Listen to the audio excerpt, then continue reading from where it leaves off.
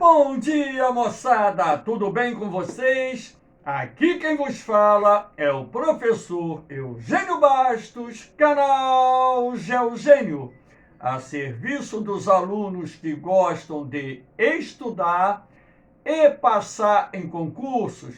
Moçada, vamos fortalecer o canal, se inscrevam no canal, dê aquele like, compartilhe o vídeo e ajude o professor Eugênio Bastos a democratizar o ensino da geografia.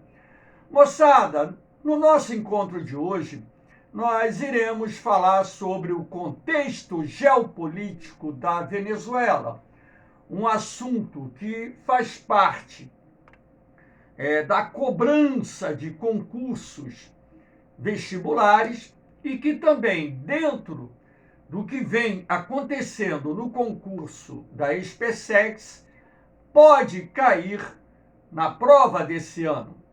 Então, vamos conhecer um pouquinho desse contexto geopolítico da Venezuela, dentro de uma visão geográfica, sem conteúdo ideológico, que fique bem mais claro que isso é uma aula, não tem nada a ver com questão ideológica pessoal. Ok, moçada? Então, vamos falar um pouquinho da Venezuela. Então, em 1992, ou seja, logo no início da década de 1990, o então tenente-coronel Hugo Chávez fracassa na tentativa de derrubar o governo venezuelano, acusado por ele e seus seguidores de corrupção. Ou seja, a Venezuela, que até então era considerada um exemplo de democracia na América Latina, passa por um momento de instabilidade política quando um grupo de militares liderados pelo Hugo Chávez, tenente-coronel Hugo Chávez, tenta derrubar o governo venezuelano. Ele fracassou na tentativa, foi preso e permaneceu algum tempo cumprindo uma pena até que foi anistiado e libertado. Sendo assim, em 1999, ele participa do pleito e é eleito presidente da Venezuela, país que governou até o ano de 2003, quando então morreu em função de um câncer agressivo que o atingiu. Então, Hugo Chávez esteve à frente do governo venezuelano durante 14 anos e, nesse período, promoveu profundas reformas políticas, sociais e econômicas na Venezuela. Então, aqui eu estou destacando algumas das ações do presidente Hugo Chávez, como, por exemplo, a nacionalização de setores considerados por ele estratégicos para o país. Eu destaquei aqui, por exemplo, os setores do petróleo, energia, telecomunicações, siderurgia, parte do setor alimentar, enfim, aqueles setores considerados de grande valor estratégico pelo governo da Venezuela passam por um processo de nacionalização que irá desagradar a classe empresarial.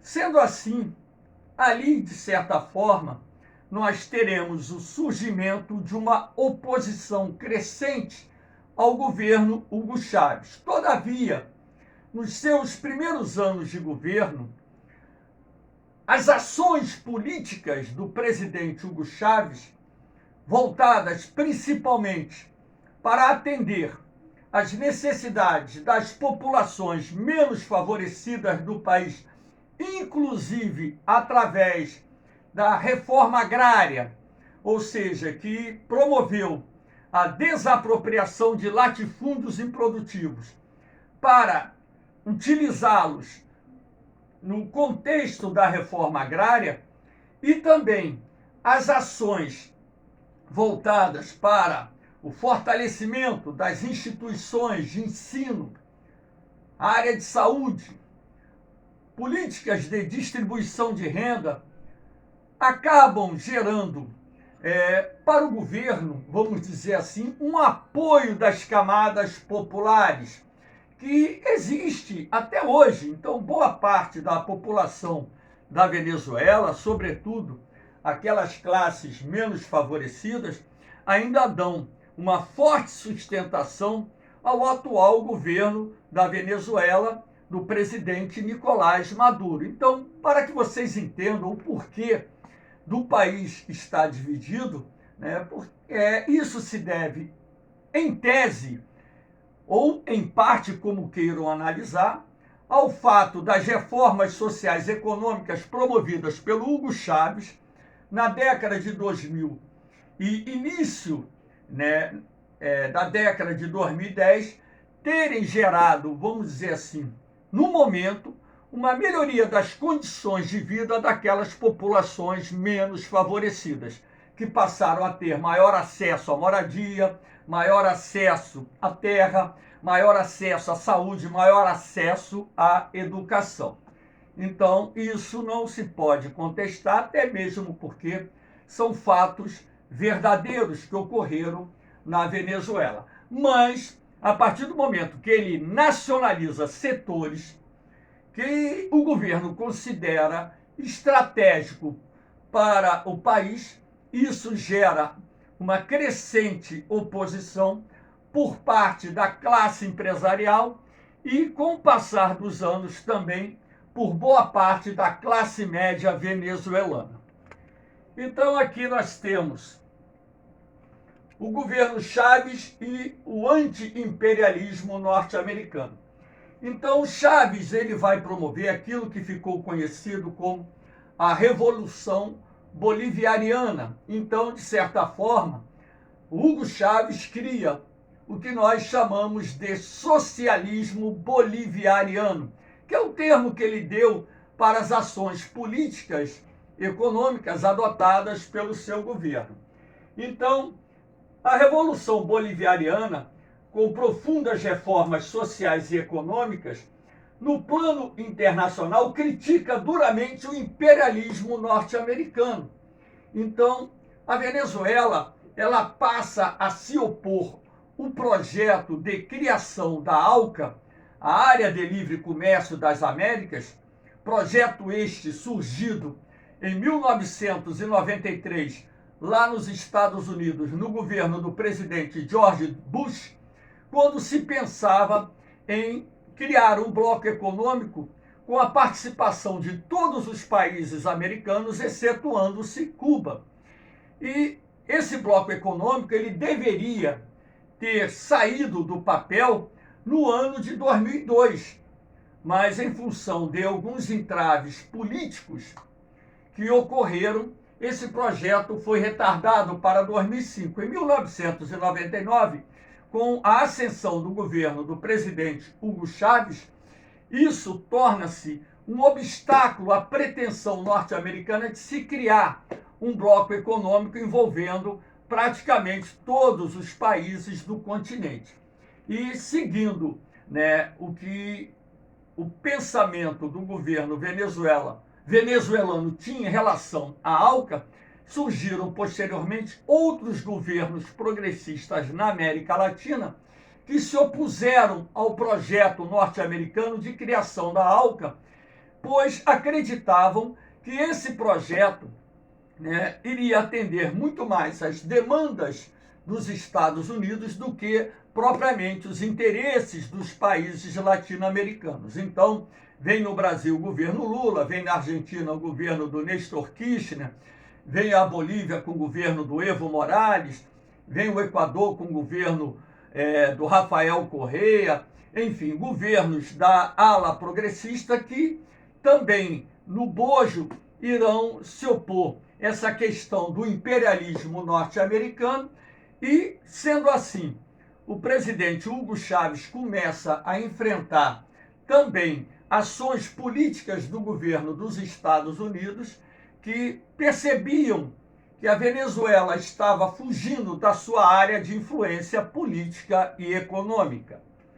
Então, o presidente Hugo Chávez, inclusive, vai liderar, né, a implantação de 2 blocos econômicos aqui no continente, perdão que pulou aqui, no continente americano, na América Latina propriamente dito.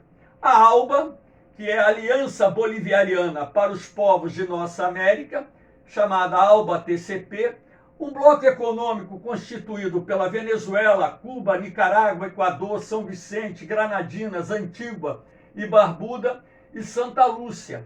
Esse bloco econômico, né, a ALBA, seria, vamos dizer, uma iniciativa de cooperação, integração econômica entre esses países da América Latina para se libertar da influência política e econômica dos Estados Unidos. Apesar de Cuba, já na época, enfrentar um forte embargo econômico do governo norte-americano, né? Então, dentro desse contexto, está fora daquilo que eu mencionei agora, outros países viviam nessa área de influência política e econômica norte-americana, e a ideia da ALBA era criar, né, um bloco econômico que pudesse, através da cooperação e integração econômica, estimular o desenvolvimento desses países. E também o Chávez vai liderar a criação da Unasul, a União das Nações Sul-Americanas, um bloco econômico constituído por 12 países da América do Sul, com objetivos mais amplos do que os objetivos do Mercosul. Dessa forma, a Unasul, inclusive, seria um bloco econômico, seria porque o bloco acabou deixando de existir recentemente, seria um bloco econômico aos moldes da União Europeia, com parlamento sul-americano, com Banco do Sul, que é um tipo de banco central, né? Também a ideia de se criar uma aliança militar na América do Sul, enfim. Então, era um bloco econômico com uma visão bem mais abrangente dentro da área de cooperação em setores como energia, infraestrutura de uma certa forma, transporte, energia, comunicações, educação, ciência, cultura, tecnologia, segurança, defesa, enfim, um bloco econômico bastante abrangente. Então, dentro desse contexto geopolítico, né, do governo do presidente Hugo Chávez, surgiram esses 2 blocos econômicos, a ALBA e a Unasul. Aqui nós temos também o exército bolivariano.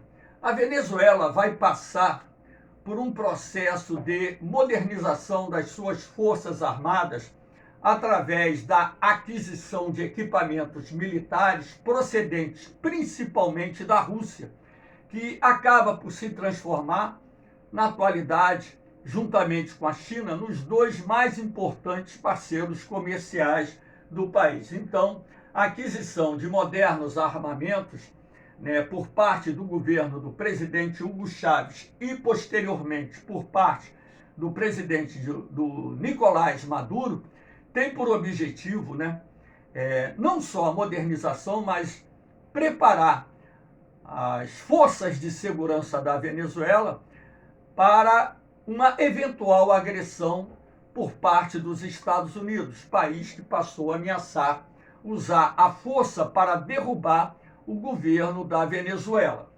Então, essa militarização vai também se expandir através da criação da Milícia Nacional Bolivariana. A Milícia Nacional Bolivariana, podemos assim dizer, uma força paralela ao exército venezuelano. Ela conta com mais de 500 mil homens e mulheres, todos eles armados com rifles e com treinamento militar, para constituir também uma linha de defesa a uma eventual invasão por parte de forças estrangeiras ao território venezuelano. Inclusive, a presença de militares russos e chineses hoje na Venezuela que, de certa forma, inibiram uma ação militar dos Estados Unidos contra esse país. No governo do presidente Donald Trump, foram feitas várias ameaças de intervenção militar na Venezuela, mas a presença de militares russos e posteriormente chineses dentro da Venezuela inibiram uma ação militar do governo norte-americano contra a Venezuela. Aqui nós temos essa imagem, isso aqui é um sistema de mísseis antiaéreos, o SS-300 de longo alcance, que constitui uma das linhas de defesa da Venezuela para proteger o seu espaço aéreo. Aqui nós temos a morte de Hugo Chávez e o governo de Nicolás Maduro. Hugo Chávez morreu no dia 5 de março de 2013, vítima de um câncer muito agressivo. Ele chegou a ser levado para Cuba, um país que tem uma medicina bastante avançada, mas em função do tipo de câncer que ele desenvolveu, os médicos nada puderam fazer e ele veio a óbito, sendo substituído então pelo seu vice-presidente, o Nicolás Maduro, que vai manter a revolução bolivariana, ou seja, o socialismo bolivariano.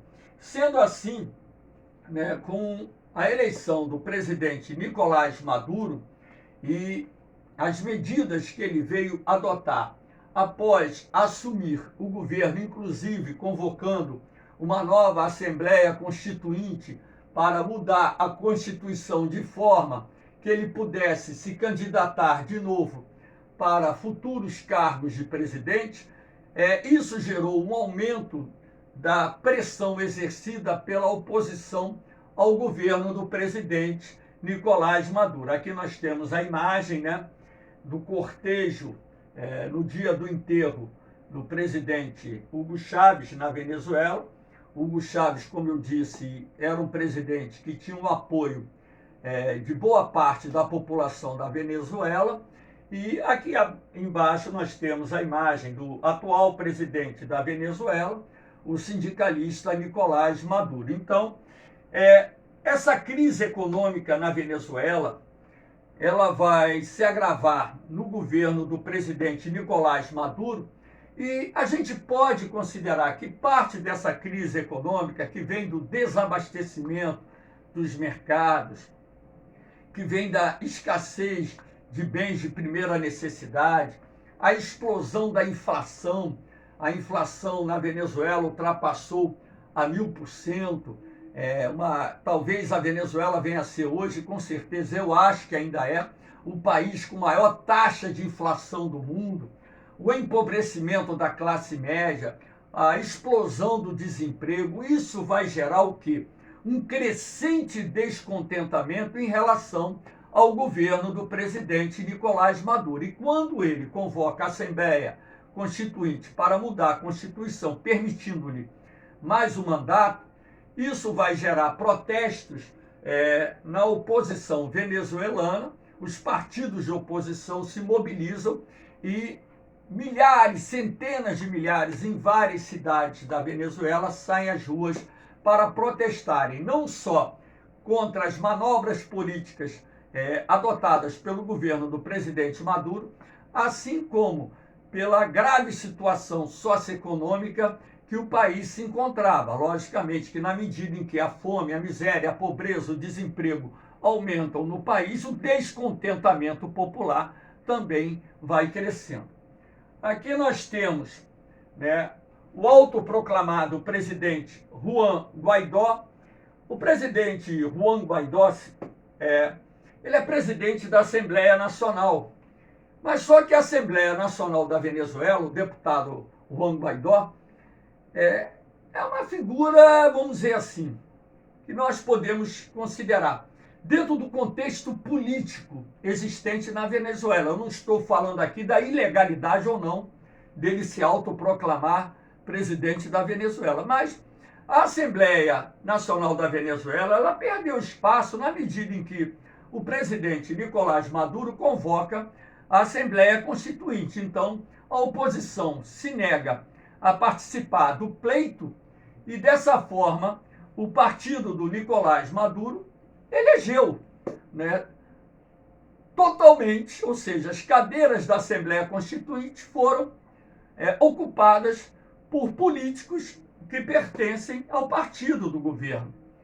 Então, a Assembleia Nacional da Venezuela, ela passa a ser uma figura política, né, sem expressão, sem poder, porque com a convocação da Assembleia Nacional Constituinte, esta passa a assumir, né, vamos dizer assim, o comando do legislativo venezuelano.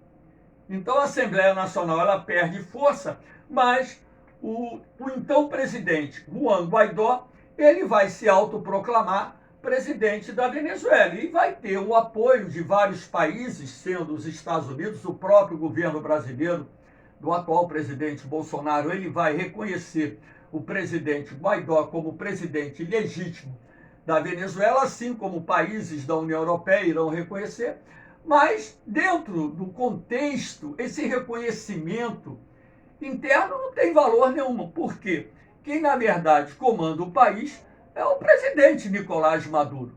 O presidente Guaidó, inclusive, é considerado pelo presidente da Venezuela um agitador político que luta para desestabilizar a economia da Venezuela, sendo um dos responsáveis pela grave crise econômica existente no país, juntamente com os seus seguidores. Então, as ruas das principais cidades da Venezuela são ocupadas por manifestantes. Então, a Venezuela ela vive um momento de divisão política muito grande, porque o Maduro ele tem o apoio das Forças Armadas e de parte da população, e a oposição também tem um forte apoio, principalmente da classe média, das elites da Venezuela e também de parte da classe pobre, e dessa forma o país segue dividido e a crise política e econômica ela não se resolve e o país vai tendo, né, o agravamento da situação socioeconômica que está empurrando um número cada vez maior de venezuelanos para uma situação de pobreza. Então a imagem de baixo mostra aqui manifestantes nas ruas da Venezuela, a imagem de cima mostra o autoproclamado presidente Juan Guaidó numa dessas manifestações realizadas na cidade de Caracas, a capital da Venezuela. Então aqui nós temos o bloqueio econômico dos Estados Unidos contra a Venezuela. Esse bloqueio econômico já vai completando esse ano 7 anos e tem causado prejuízos enormes à economia da Venezuela, até mesmo porque os Estados Unidos eram o principal parceiro comercial desse país. Então, o bloqueio à PDVSA, que é a grande estatal do setor de petróleo da Venezuela, até 2019 somava-se 24 bilhões, 2018, 24 bilhões de dólares. A sabotagem da produção petrolífera, 51 bilhões de dólares.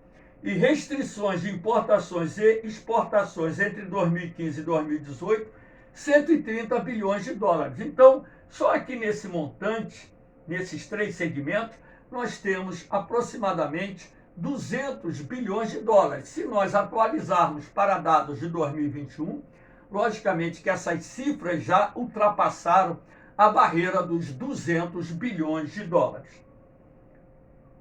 Aqui nós temos a imigração de venezuelanos. Estima-se que mais de 2 milhões e 300 mil venezuelanos tenham deixado o país. Muitos indo para a Colômbia, que recebeu 442 mil, o Equador 547 mil, o Peru 400 mil, o Brasil em torno de 128 mil, e também milhares de venezuelanos foram para o Panamá, foram para os Estados Unidos, para a Europa, enfim. Então, esse êxodo de venezuelanos, muitos dos quais das classes média, classe média alta e classe alta, se deve, logicamente, à deterioração das condições econômicas e sociais dentro do país. E, sendo assim, a Venezuela é hoje, na América do Sul, o principal polo de repulsão de população do continente.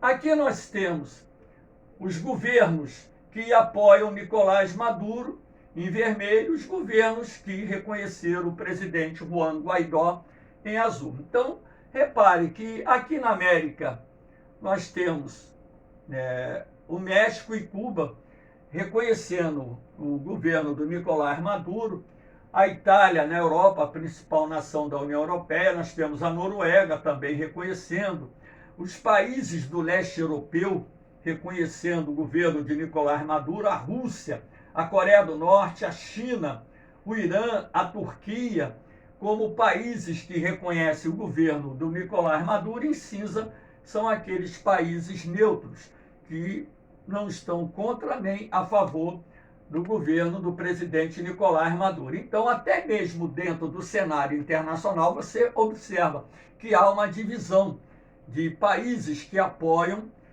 o governo do presidente Maduro e governos que apoiam o autoproclamado presidente da Venezuela, Juan Guaidó. E sendo assim, esperamos que, sinceramente, as coisas na Venezuela se acertem, porque a briga política, essa divisão política, entre dois grupos que lutam pelo poder na Venezuela, só traz mais dor, mais sofrimento, desemprego, pobreza, que o governo e a oposição possam sentar à mesa, negociar acordos que permitam o restabelecimento da ordem, a retomada do crescimento econômico e a melhoria das condições sociais e econômicas do povo venezuelano.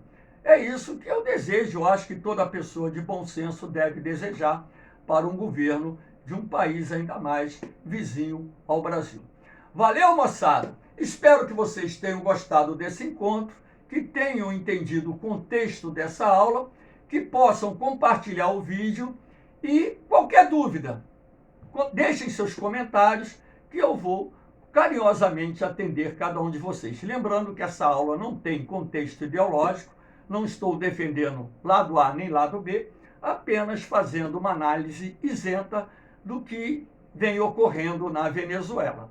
Valeu, moçada! Um beijão no coração de vocês, um forte abraço, fiquem com Deus! Eu vou, mas eu volto, hein? Fui!